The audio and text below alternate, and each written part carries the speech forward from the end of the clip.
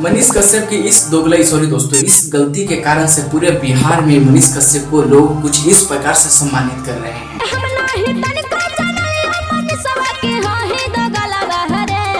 और इतना ही नहीं दोस्तों, मनीष कश्यप को न जाने कितने भद्दी भद्दी गालियां लोग दे रहे हैं बिहार के लोग।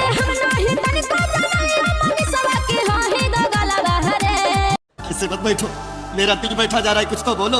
और इसका कारण एक ही है, मनीष कश्यप बोलता था कि मैं बिहार का बेटा हूं, मैं बिहार से चुनाव लड़ूंगा और बिहार को बेहतर करूंगा। लेकिन भाई मनीष कश्यप तो बंगाल से चुनाव लड़ने जा रहा है, तो सन ऑफ बिहार टाइटल लगाने वाला व्यक्ति सन ऑफ बंगाल हो गया एक कब से। इसी के कारण है कि पूरे बिहार के लोग आज मनीष कश्यप को गाली दे रहा है।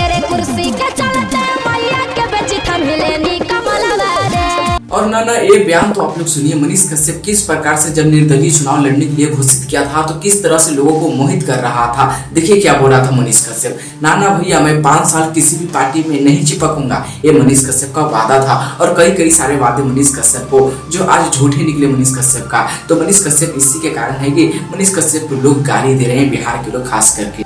कहियो वादा करता नहीं कि मनीष कश्यप 5 साल तक ना सटियन कोनो पार्टी से। और खैर तो कहा जाता है राजनीति तो संभावनाओं का खेल है, कब किधर पलट जाए कोई नहीं जानता। तो भाई मनीष कश्यप ये तो कॉमन बात है, राजनीति में कौन किधर जाएगा ये कॉमन बात साफ हो गया है भाई। लेकिन भाई मनीष कश्यप बहुत ही अच्छे तरीके से जनता को बेवकूफ बना लेता है। देखिए ना, बीजेपी में शामिल होते ही या क्या बोल रहा है कि मैं अपनी माँ का बात माना हूँ। जो मेरी माँ बोल रही थी बीजेपी में शामिल होने के लिए, तो अपने माँ का बात माना है। वाह, बहुत ही अच्छा बेवकूफ बना लेता है जनता का। चल रहे जो मनीष, तू ही वायरल हो गया, वायरल क्या हो गया यार, छा गया पूरे इंडिया में तो, और विवाद किया और बीजेपी पार्टी से नेता भी बन गया।